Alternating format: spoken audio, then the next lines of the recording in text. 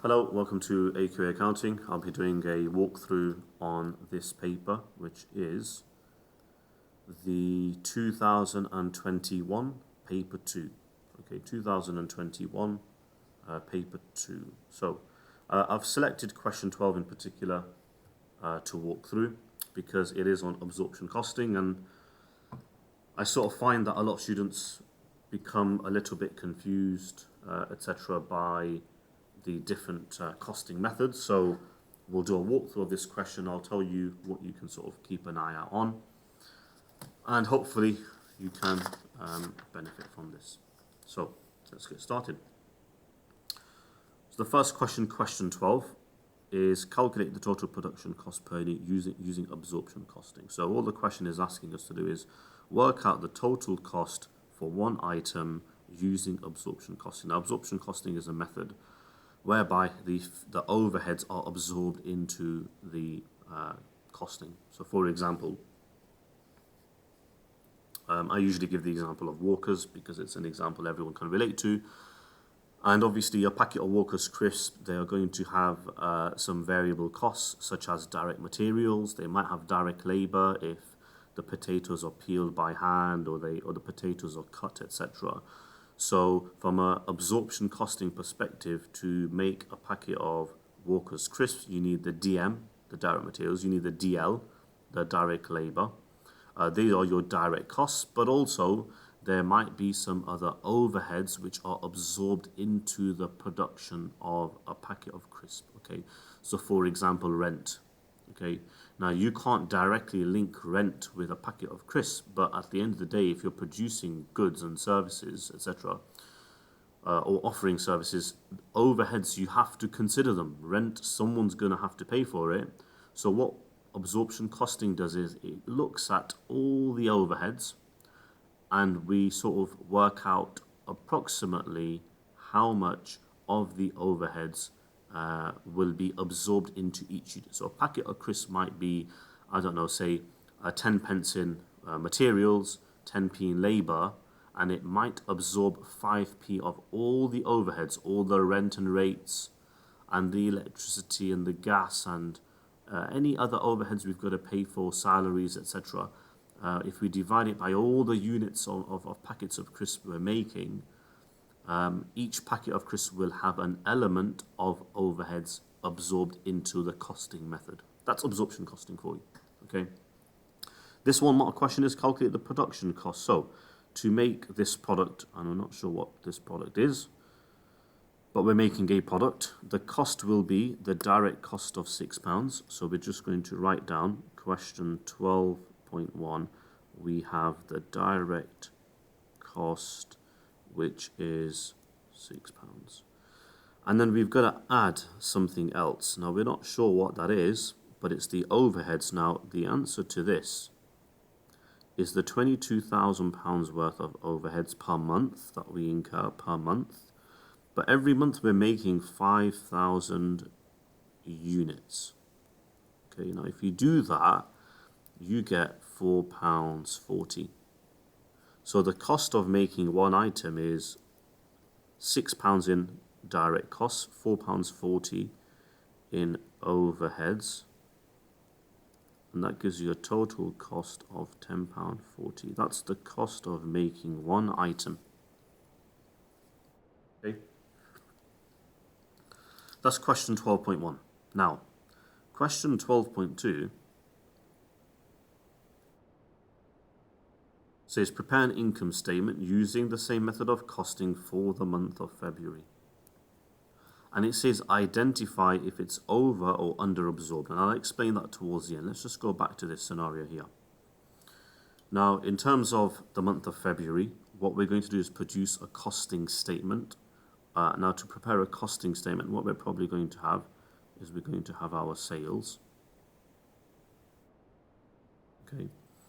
We're going to need our opening inventory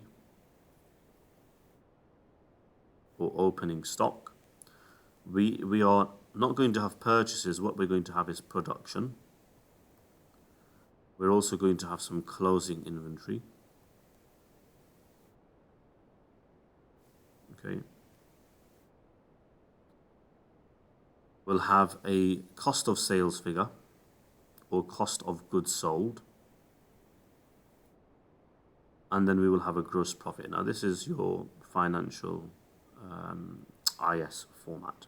Okay, I'm going to pause it there because we don't know if we have over or under absorption, so a question mark there, but at the end of it we're going to have our final net profit or your profit for the year. Okay, this is for the month of February. Now, a few questions. Okay, so I'll ask a question. You can sort of answer it as I pose the question, and you can check your knowledge. So if I was to ask you a question and say, what is the sales value in the month of February? Okay, month of February, £93,100. Okay.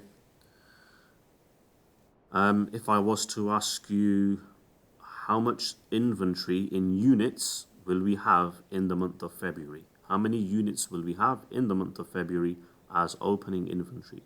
If you're looking at, oh, you're not going to be able to find it. It's not there. However, what you do know is in the month of January, this is where our workings come in. So what we want is W1. I'm going to just do my workings alongside here. Okay, for W1, in January, we produced 5.1. So in Jan, we produced 5,100 units, but we sold 4,500, which means we never sold everything. We had 600 units left. Okay, now these are worth £10.40 each, which gives us an amount of 6240. Okay, this is the value of our opening inventory, 6240. Okay, so we've got 600 units from January. They're going to go into February at £10.40 each. And there's our figure. Okay, next question. In the month of February, how many units are we producing? So in the month of February, W2, we are producing 4,800 units. How much are they worth? £10.40 each. And that gives us 49920. Okay. Now, in the month of February, how many units will we have left? So, remember, we had 600 units to start with. We produced 4,800. That gives us a total of 5,400. So in W3, we've got 48 plus 600 equals 54. That's how many units we had. But in terms of our sales, this is the number of units we had. But we sold, this is what we had. Okay.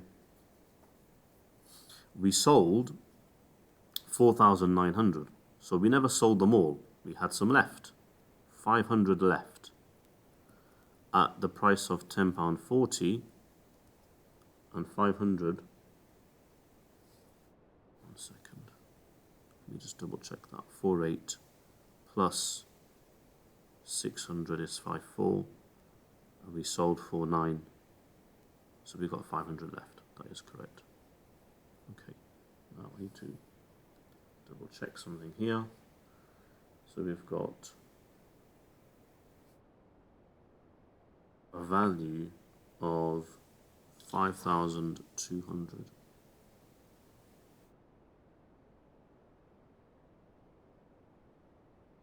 Let's double check that figure there.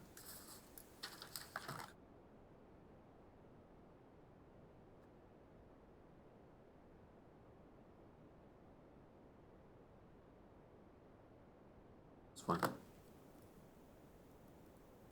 Right. So yeah, just a quick recap on that. So we had 600 to start with. We made 4,800. We've got 54. We only sold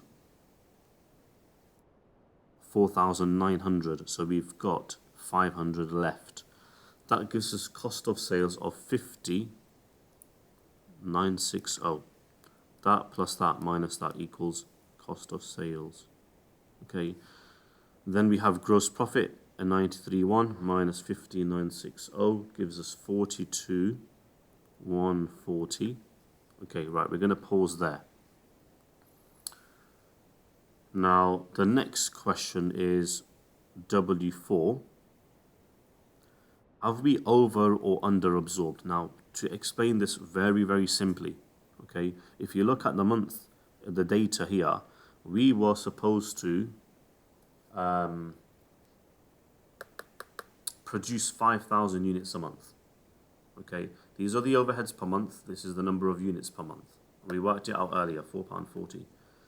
In the month of January, did we produce more than expected or less?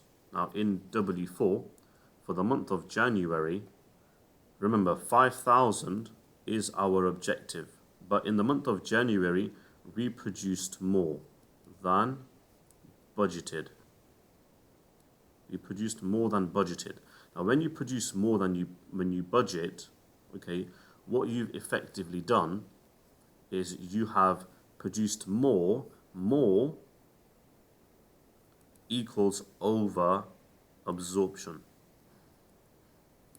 Okay, and in the month of February, we produced less than the budget, and less means under absorb. What does this actually mean? It means that the overheads of £4.40 we pushed in the month of January, I'm talking about, because we made 100 extra units, we had 100 units worth of £4.40 pushed through in the month of January. Now we're only supposed to put 5,000 lots of £4.40 each month. But because we produced more than the budget, the 100 extra, this is for January, we put 100 times £4.40 extra worth of costing in our statement. Okay, 100 units extra. That means we put too many costs through the month. And that means we have over-absorbed. We've put too much, we've over-absorbed. This question is asking, if you look at the question for the month of February, identify, is it over or under absorption? How do we actually do that? If you over absorb, you have to reverse the transaction. That over absorption means expenses are too high. It means expenses are too high, or your costing is too high. So to reverse it, what we do is we treat it as income. We reverse it, we bring it back as income. And if we have in the month of February, we've only produced 4.8, we've produced little. How much? We've produced 200 units less, which means if you do 200 times £4.40, because that's the fixed overheads element, 200 times £4.40 gives you £880. This £880 is the expenses not put through. This is under. We have under absorbed. We have not put enough. S-O-R. Okay, we have not put enough. And if we haven't put enough, this is going to be an expense. Meaning, 880 comes over here, and we're going to write, it says clearly, right, this is under absorbed. Okay, we have under absorbed, which gives us a bottom line of 41,260.